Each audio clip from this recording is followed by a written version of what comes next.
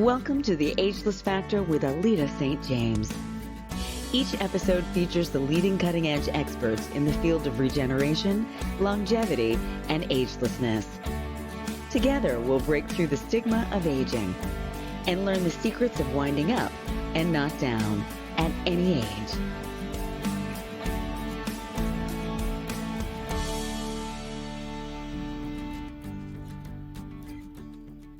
Hi, Alita St. James here, and welcome to the Ageless Factor.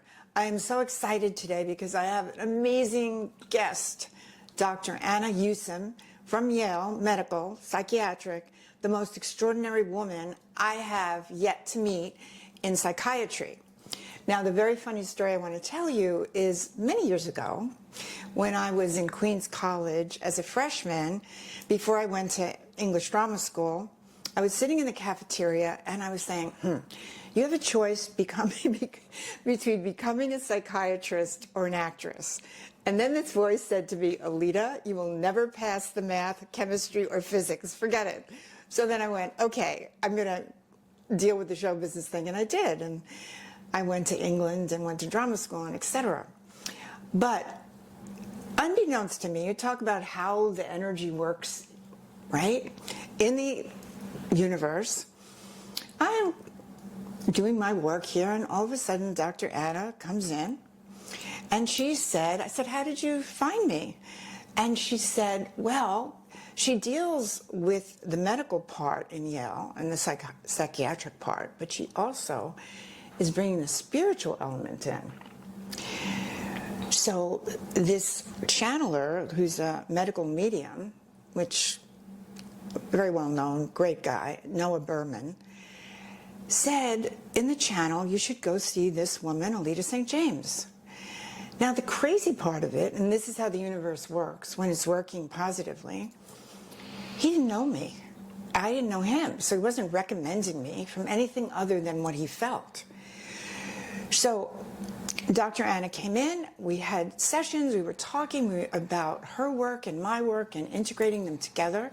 And then she made me an associate board member for spirituality and medicine. So I am thrilled to open up this conversation about the marriage between the two. And Dr. Anna Yusim will tell you exactly her credentials because they are vast. And I don't want to mess up. Okay? All right, get ready. Thank you so much, Alita. It is a pleasure to be here with you. I am thrilled to be here with all of you. Thank you. As Alita mentioned, I am a psychiatrist, and my interest is the intersection of mental health and spirituality.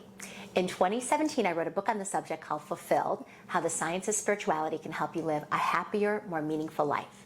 I'd gone to Yale Medical School, but wasn't on faculty at the time that I wrote my book. And as I was going around the country talking about my book, Yale asked me to come on their faculty, and I was thrilled to do that. And it was at that time in 2017 that I started speaking to them about starting a mental health and spirituality center at Yale, which would be a bridge between Yale Divinity School and Yale Medical School. There are no current schools or centers like that in the country, and so we were thrilled to be among the first. And my interest area is just very much at that intersection, and so I'm always looking for brilliant doctors who are also thinking in a more expansive way, looking how to elevate consciousness, and also wanting to partner with the most brilliant, uplifted, enlightened spiritualists who have done so much work on themselves and for the world from a spiritual standpoint, and have so much to teach me and so much to give to the world. And one of my favorite things in working both with my executive coaching clients and my psychiatry patients is joining forces with people like Alita St. James, who is an uplifted, amazing, beautiful soul who I love so much, and with whom I am enjoying so much sharing patients and helping people together. And I have to add, this has been the best partnership, because what I said to Dr. Anna is that we tag team each other. It's amazing. She comes in from a whole different perspective, but very elevated, and I totally respect her. And then all of a sudden I'll pick up something and I'll add it, and then she'll pick up something, and then that's such a great, kind of symphony of how do we make people get to the next level? How do we make them manifest their dreams and desires and not be in misery and fear and being blocked. So the marriage is extraordinary because we respect each other.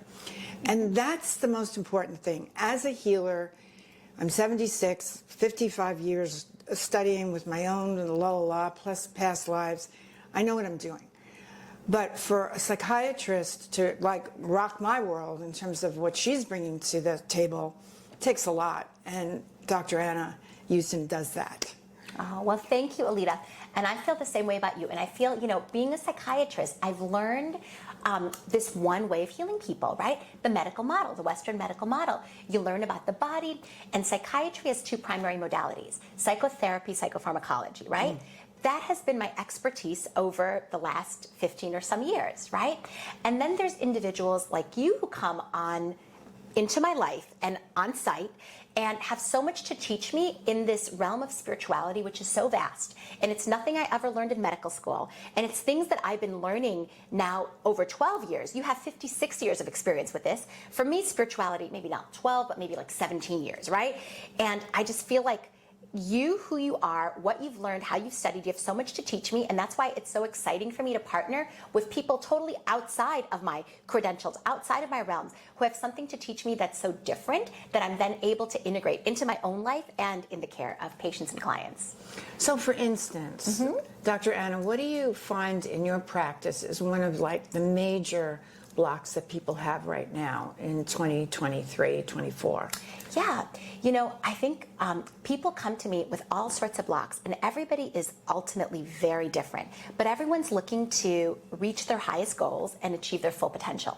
And what blocks people is different for every single individual. For instance, burnout.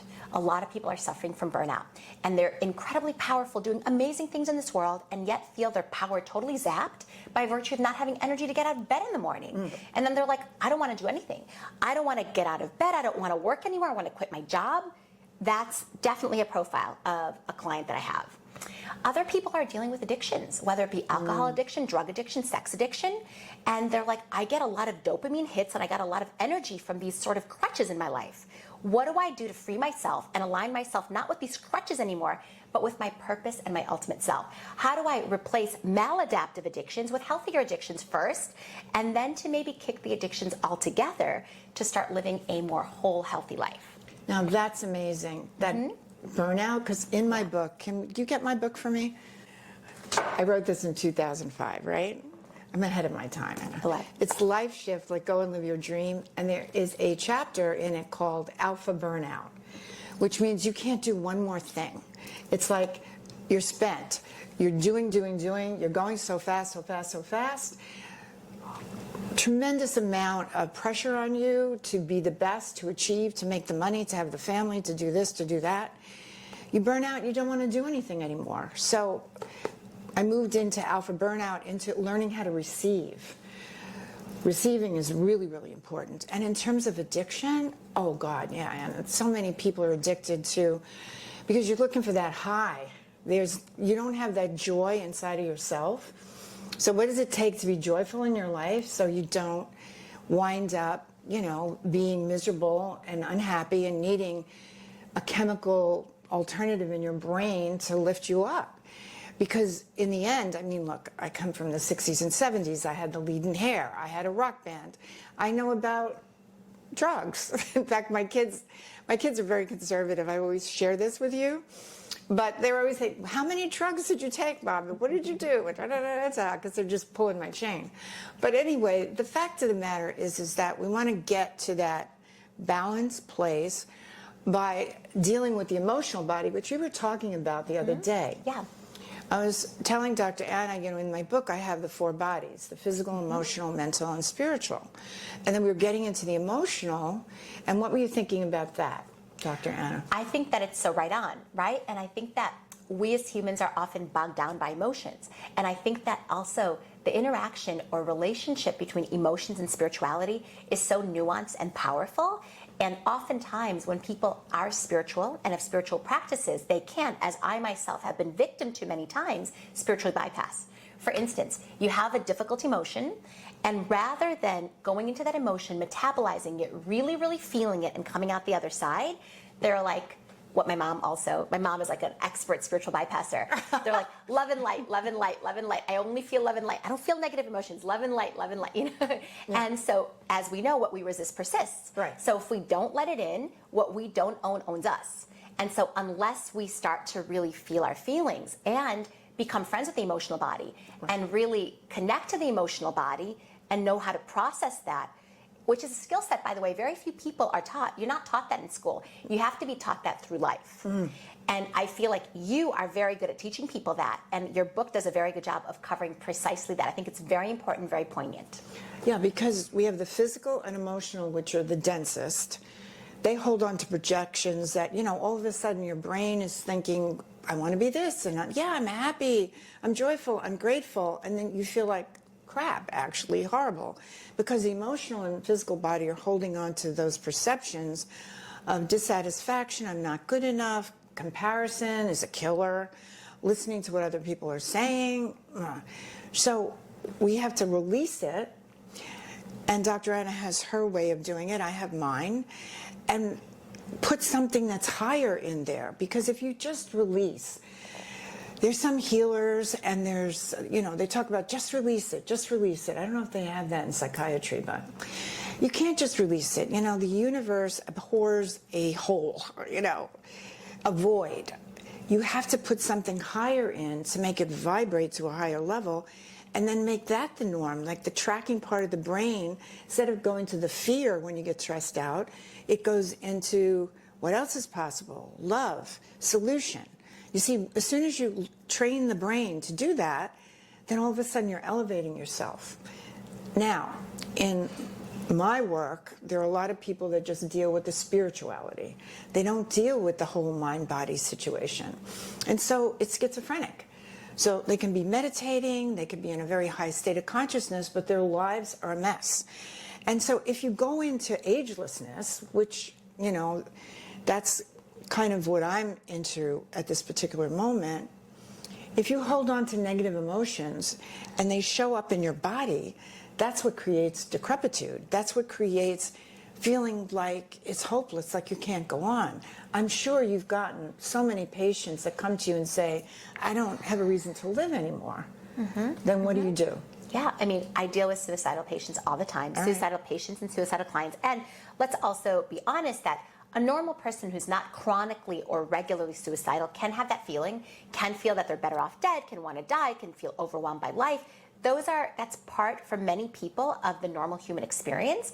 And so you hold people in that place. You allow them to feel what they feel. It's okay. And then you figure out what tools do they need to be able to move beyond that.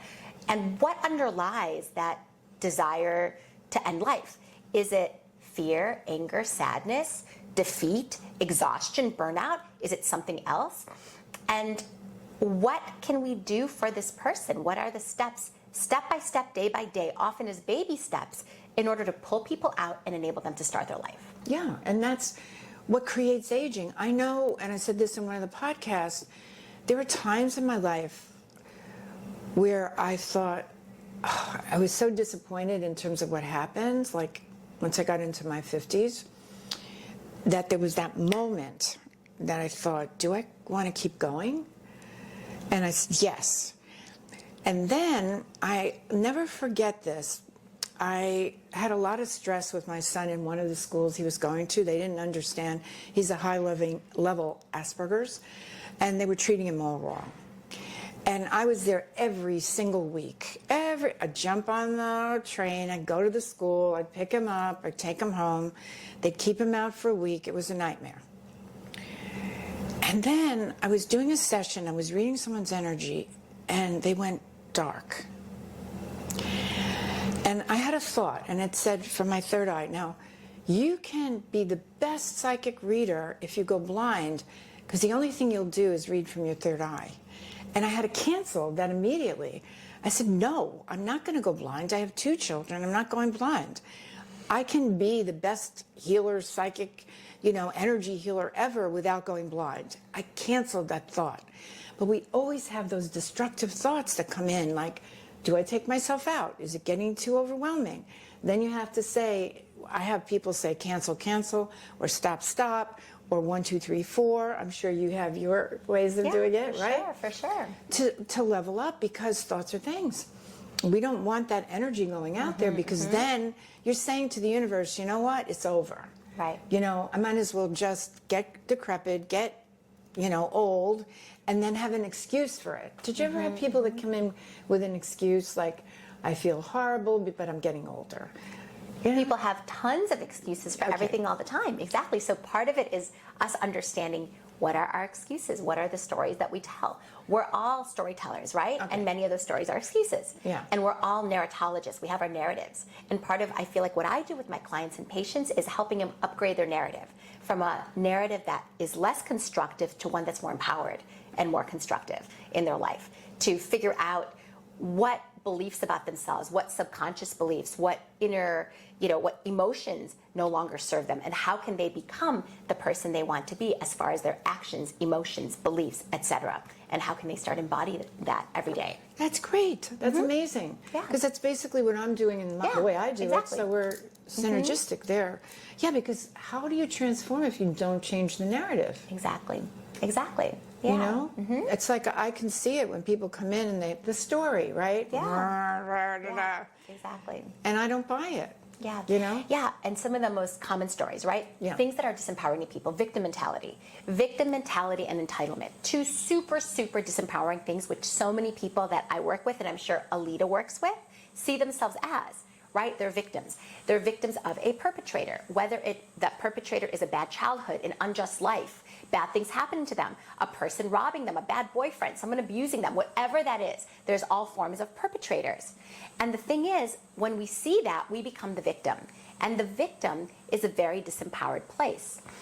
The idea of entitlement, which I work with a lot as well, is also part of this, because with entitlement, you have righteous indignation. And that's the righteous indignation of a victim. Entitlement actually is the most disempowering mentality you can adopt, because entitlement is fundamentally incompatible with gratitude. If you're entitled and something good happens, you feel that you deserve it, so you're not grateful. If you're entitled and something bad happens, you feel, oh my God, I didn't get what I was supposed to get, so you feel like a victim. So it's actually such a disempowering mentality that goes hand in hand with victim mentality. Wow, that's so true, right? That's so true. And that's what happens if you don't work on yourself and really elevate negative belief systems, blocks, and you're going to get worse and worse as you get older. Yeah. That's why you see people, they kind of become caricatures of themselves as they get older. Instead of looking younger and more vibrant, because they're channeling a higher spiritual energy, which is authentic joy, authentic gratitude. It's not dealing with the negatives, which is entitlement and victimization. Then you live out of that place and you learn how to shift. Like, look, everybody, we could be having the most wonderful day and then some stupid thing happens and we get knocked off the train track, right? It's nanoseconds now for me, nanoseconds, all right? I might scream, I might yell. And then it's over, and then I go, okay, what else is possible? How can I turn this around? So that I'm living, and I know you are, because I've been spending some really precious time with Dr. Anna lately. As I have moved into Alita's office. She's really amazing. You know, she brings magic wherever she goes, and fabulous food. And she just moves in. Yeah, because it's perfect, and it's a perfect space for that. But the thing is that it's a joy when you're with somebody that's having the same vibration, the same elevation, wanting to do the same things in life. Dr. Anna's got her personal things that she's attracting into her life. I have my personal things, and then we have a mission to help the world. But we have to make sure that as healers, psychiatrists, and whatever, that we are in the equation, because so often healers and doctors aren't. I have experienced, like, the worst people in the world to take care of themselves are doctors. They just don't take care of themselves. Yes, I have a whole chapter in my book about precisely that. Oh, really? Yes. What do you say about it? You say? Yeah, that's self-care, right? Self-love and self-care. And often doctors are the ones that are taking care, they're so good at taking care of others, but not so good at taking care of themselves. And their families, right? And their families, exactly. And oftentimes they will draw in, because they're so good at taking care of others, they're natural caretakers. They're drawn to the caretaking profession. So they might even draw in husbands, et cetera, that they have to take care of. Right. And the shift for them is to ask them the question, how can you best take care of yourself? And for many of them, it feels selfish. It feels entitled. It feels like, what do you mean taking care of myself? My whole purpose is about everybody else. Now, the interesting thing, and what I really love about Alita's work is there's a lot of people that can understand this at a rational level. But what Alita's work does, which I think is super unique and powerful, is she moves energy. Like, there's the difference between understanding something rationally and intellectually, and then really creating the life shift that's commensurate with the change that you want to be in this world. And Alita does that by helping you move your energy. So it's not just a mental thing. And this is actually one of the criticisms I have of my own profession of psychiatry, that there's two primary modalities, and they're very mind-based. Psychotherapy, which is often a mental exercise, and psychopharmacology, which also affects the mind, or the biochemistry or neurobiology of the mind. And so this is why I love working with people like Alita, who expand not just to mind, but also make it a mind, body, and spirit enterprise, and help us heal through engaging our mind, body, and spirit. Wow, isn't this amazing? I'm so happy. Today was just a really happy, joyful day. Yes. And it's almost like, how much joy can we have? I mean, we had the most remarkable day together. Everything worked. We helped a lot of people. Yes. We helped ourselves. Yes. I got my decaffeinated cappuccino. There it is. I got my Lox gluten-free bagel. There you go. And I was like, Raquel Welch stopped drinking coffee about 50 years ago, and that's when I stopped drinking coffee. But lately, the decaffeinated cappuccinos with almond milk is coming in, so we had a really good time. So I'd like to close. Would you like to close on this? Absolutely. Yeah. With saying that you want to surround yourself with like-minded people. Yeah. And in the ageless factor, you want to surround yourself, if you're with people that are 60 and 70 and they're buying into the age thing, don't hang out with them. Hang out with the 30 and 40 years olds. You know, I'm lucky that I have all, age groups that are interacting with me. And if you want to interact with me, you can't start talking about being old. It just doesn't work. All right? And my famous thing is, you don't look your age. And I say, I never will. Ever will. And, you just decide you're going to stay 45 or 40 or 35. You lock into that. So I get empowered by being with someone like Dr. Anna, because we're in synergy with each other. So that's the dream team of support I talk about instead of the chat room of discontent in Life Shift, because that's what gets your vibrational rate up. You can heal people by just sending them love, by lifting their vibrational rate. The opposite is true. If you hang around people that are nasty or Debbie Downers. Debbie Downers, yeah. They don't want you to succeed because energy vampires. Yes. Yeah. And also, you can take on people like that as patients, of course. And we do. And we help people transform vibrations. Right. People can come and say, I'm really, really depressed. And that's okay. But those might not be the people that we want to help to uplift us and to be part of our enlightenment circle. Right. Absolutely. And so I feel so blessed. I really do. Yeah. That we met each other. And then there's Dr. Eva also, who's joined the group. She's going to be on one of our podcasts. Yes.